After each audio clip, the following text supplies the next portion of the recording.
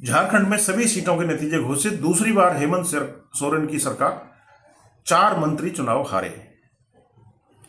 निर्वाचन आयोग ने झारखंड विधानसभा की सभी 81 सीटों के चुनाव परिणाम घोषित कर दिए हैं।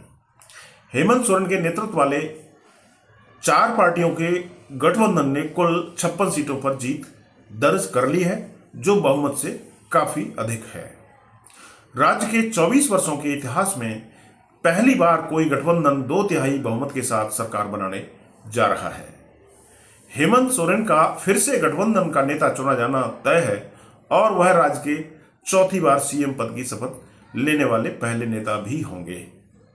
सत्तारूढ़ गठबंधन की अगुवाई करने वाले झारखंड मुक्ति मोर्चा ने अपना अब तक का सर्वश्रेष्ठ प्रदर्शन करते हुए 34 सीटों पर जीत दर्ज की। 2019 के चुनाव में उसने 30 सीटें हासिल की थीं। कांग्रेस ने भी वर्ष 2019 का प्रदर्शन बरकरार रखते हुए 16 सीटों पर जीत दर्ज की है। राष्ट्रीय जनता दल को 4 और सीपीआई-एमएल को 2 सीटों पर जीत मिली है। दूसरी तरफ भारतीय जनता पार्टी को बड़ा झटका लगा है। उसके उम्मीदवारों ने 21 सीटों पर जीत हासिल की है। पिछले चुनाव में उसे 25 सीटें मिली थी। एनडीए के अन्य साझेदारों में आजसू पार्टी, जदयू और एलजेपी-आर को 1-1 सीटों पर जीत मिली है। अकेले चुनाव लड़ने वाली झारखंड लोकतांत्रिक क्रांतिकारी मोर्चा नामक नई पार्टी ने 1 सीट हासिल की है।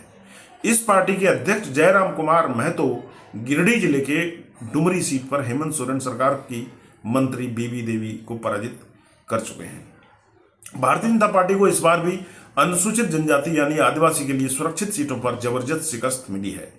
ऐसी कुल 28 सीटों में से मात्र एक सरायकेला की सीट भाजपा के हिस्से में आई है, जहां पूर्व सीएम चंपई सोरेन ने जीत हासिल की है। हेमंत सोरेन सरकार के 4 मंत्री भी चुनाव हार गए हैं। जमशेदपुर पश्चिमी सीट पर कांग्रेस कोटे के मंत्री बन्ना गुप्ता को जदयू के सरयू राय ने पराजित कर दिया। गढ़वा सीट पर झारखंड मुक्ति मोर्चा कोटे के मंत्री मिथिलेश कुमार ठाकुर को भाजपा के सत्येंद्र नाथ तिवारी ने हरा दिया। डुमरी सीट पर जेएमएम कोटे के मंत्री बीबी देवी को जेएलएम के जयराम महतो ने हरा दिया, जबकि लातेहार सीट पर जेएमएम कोटे के मंत्री बैद्यनाथ राम को भाजपा के प्रकाश राम ने डिफीट किया। अन्य हाई प्रोफाइल सीटों की बात करें तो हेमंत सोरेन की पत्नी कल्पना सोरेन गांडे सीट से और उनके छोटे भाई बसंत सोरेन ने दुमका सीट से जीत हासिल कर ली है। चंदन कियारी सीट पर विधानसभा के नेता प्रतिपक्ष भाजपा के प्रत्याशी अमर कुमार बावरी ने भी न सिर्फ चुनाव हार गए हैं बल्कि तीसरे नंबर पर चले गए हैं। यहां जेएमएम के उमाकांत रजक ने जीत दर्ज की है। जेएमएम और कांग्रेस छोड़कर भाजपा में शामिल हुए नेताओं में एकमात्र चंपई सोरेन अपनी सीट बचाने में सफल रहे, जबकि सीता सोरेन, गीता कोड़ा और लोबेन हेम्ब्रम चुनाव हार गए हैं। चंपई सोरेन के पुत्र बाबूलाल सोरेन भी चुनाव घाटशिला सीट पर लड़े और पूर्व सीएम अर्जुन मुंडा की पत्नी मुंडा पोटका सीट पर चुनाव हार गई। पूर्व सीएम और ओडिशा के राज्यपाल रघुवर दास की बहू पूर्णिमा साहू ने जमशेदपुर पूर्व सीट पर जीत दर्ज की। उन्होंने यहां कांग्रेस के राष्ट्रीय प्रवक्ता डॉक्टर अजय कुमार को पराजित किया। झारखंड में बीजेपी ने झोंक दी थी पूरी ताकत, खूब की थी रैलियां, तब भी क्यों आदिवासियों ने किया उनको खारिज।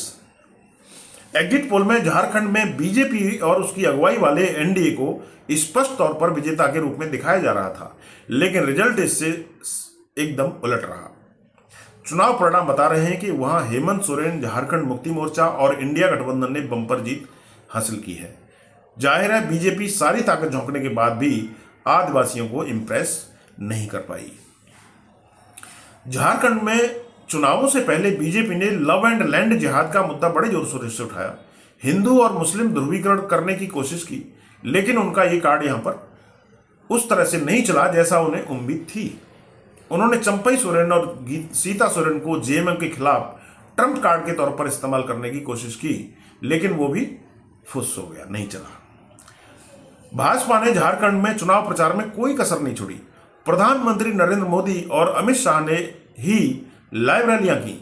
पार्टी ने असम से अपने अवैध अप्रवासी विशेषज्ञ हेमंत बिस्वा शर्मा को बांग्लादेश से घुसपैठियों को आने देने के लिए सोरेन सरकार पर हमला करने के लिए बुलाया गया। भाजपा ने रैलियों में कहा, झारखंड की माटी, बेटी और रोटी खतरे में है। साथ ही कहा कि ये घुसपैठिए ही हैं जो झारखंड के मूल निवासियों से जल, जमीन और जंगल छीन रहे हैं। पिछले हफ्ते एक चुनावी विज्ञापन में सामने आया जिसमें मुसलमानों को एक हिंदू के घर में घुसकर उसे अपने कब्जे में लेते हुए दिखाया गया। चुनाव आयोग ने भाजपा को विज्ञापन हटाने के लिए कहा। वहीं जमानत पर बाहर आने के बाद सोरेन ने आदिवासी पहचान पर केंद्रित अभियान चलाया और ये संख्याएं झारखंड की पहचान की राजनीति और राज्य में आदिवासी वोट की ताकत का प्रमाण है। आदिवासियों ने बीजेपी को पहचान के संकट के तौर पर देखा और झारखंड राज्य की पहचान आदिवासी राज्य के तौर पर है। ये स्वदेशी आदिवासी समुदायों की एक बड़ी आबादी का घर है जिनकी एक अलग सांस्कृतिक और ऐतिहासिक पहचान है। इनमें से कई जनजातियों का अपनी भूमि, परंपराओं और समुदाय आधारित प्रणालियों में गहरा संबंध है। भाजपा एक प्रमुख राष्ट्रीय पार्टी होने के बावजूद अक्सर इस पहचान से जुड़ने में चुनौतियों का सामना करती है, खासकर इसलिए क्योंकि कई ऐसी आदिवासी समुदाय ऐसी नीतियों से सावधान रहते हैं जिनके बारे में उन्हें लगता है कि वे उनकी स्वायत्तता को कमजोर कर सकते हैं या भूमि के नुकसान का कारण बन सकते हैं। बीजेपी की भूमि और संसाधनों से जुड़ी नीतियां भाजपा को आर्थिक विकास नीतियों का पक्षधर माना जाता है जो खनन, औद्योगिकरण और बुनियादी ढांचे के विकास को प्राथमिकता देती हैं, जिससे आदिवासी समुदायों के लिए विस्थापन और भूमि का नुकसान हो सकता है। वन अधिकार और भूमि अधिग्रहण कानून पर पार्टी के रुख ने आदिवासियों के सामने बीजेपी को लेकर हमेशा अविश्वास की स्थिति पैदा की है। ये आदिवासी आबादी के लिए महत्वपूर्ण मुद्दे हैं। आदिवासी भूमि अधिकारों के संभावित अधिकार को लेकर हमेशा बीजेपी की तरफ से सशंकित रहे हैं। राष्ट्रवाद जनजाति वोटर्स को प्रभावित नहीं करता।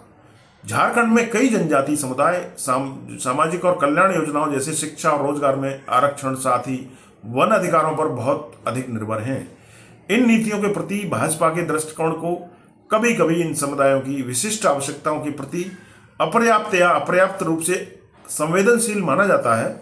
पार्टी का ध्यान विशिष्ट जनजातीय चिंताओं के बावजूद के बजाय राष्ट्रवाद पर अधिक रहता है, जो उसे जनजाति मतदाताओं से दूर कर देता है। राज्य में बीजेपी के असरदार आदिवासी नेता भी नहीं है। बेशक बीजेपी संथाल समुदाय से उड़ीसा की जुड़ी द्रौपदी मुर्मू को राष्ट्रपति बनाया, जिनका समुदाय झारखंड में बड़ी संख्या में है। चंपई सोरेन को बीजेपी में शामिल किया, लेकिन इसके भीतर बीजेपी के पास राज्य में जनजाति नेतृत्व का असर दिखाने वाले दमदार नेता मौजूद नहीं है। हालांकि पार्टी ने प्रमुख पदों पर आदिवासी नेताओं को नामित करने के प्रयास भी किए, लेकिन इन नेताओं का वैसा प्रभाव नहीं है जैसा झारखंड मुक्ति मोर्चा के नेताओं का रहा है, जिसका आदिवासी अधिकारों और मुद्दों की वकालत करने का लंबा इतिहास रहा है। बीजेपी के पास आदिवासी समुदायों का एक बड़ा नेता नहीं था जो हेमंत सोरेन के मुकाबले खड़ा हो सके। चंपई सोरेन जैसे नेताओं का पार्टी बदलना भी आदिवासियों को पसंद नहीं आया, जिससे बीजेपी की स्थिति और बदतर हो गई। क्षेत्रीय दलों से प्रतिस्पर्धा मुश्किल में डालती है। झारखंड में जेएमएम और अन्य क्षेत्रीय दलों ने आदिवासी आबादी के बीच एक मजबूत आधार स्थापित किया है, जो भूमि अधिकार, स्वायत्तता और सांस्कृतिक संरक्षण जैसी स्थानीय चिंताओं पर केंद्रित है। भाजपा इन स्थापित क्षेत्रीय ताकतों के साथ खुद को मुश्किल में पाती है। ये क्षेत्रीय पार्टियां आदिवासी समुदायों की विशिष्ट आवश्यकताओं को संबोधित करने में अधिक विश्वसनीय हैं और सहज उपलब्ध हैं। भाजपा की राष्ट्रीय नीतियों खासकर हिंदू धार्मिक राष्ट्रवाद से जुड़ी नीतियों को अक्सर आदिवासी समुदायों द्वारा संदेह की नज़र से देखा जाता है। उन्हें लगता है कि उनकी स्वदेशी आस्थाओं और संस्कृतियों को दरकिनार किया जा सकता है। इससे बीजेपी को लेकर आदिवासियों में अलगाव की भावना भी पैदा हुई है। बीजेपी ने आदिवासी मुद्दों पर अपने प्रचार में बांग्लादेशी घुसपैठ का मुद्दा उठाया, लेकिन यह रणनीति भी आदिवासी समुदाय में प्रभावी नहीं रही। आदिवासियों ने इसे अपनी पहचान और संस्कृति पर खतरे के रूप में देखा, जिससे उनकी बीजेपी के प्रति नकारात्मक धारणा बनी। सोरेन की गिरफ्तारी भी उल्टी पड़ी। हेमंत सोरेन की गिरफ्तारी को बीजेपी ने अपने लाभ के लिए इस्तेमाल करने की पूरी कोशिश की। लेकिन यह रणनीति भी भारतीय जनता पार्टी को उल्टी पड़ गई। लोगों ने इसे बीजेपी की राजनीतिक चाल समझा। सोरेन को एक पीड़ित नेता के रूप में देखा, ज्यादा वोट डालकर बीजेपी को खारिज किया।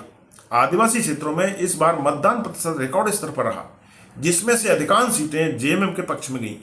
26 आरक्षित सीटों में से 21 पर जेएमएम ने जीत दर्ज की, जो दर्शाता है कि आदिवासी वोटरों ने बीजेपी को खारिज कर दिया है।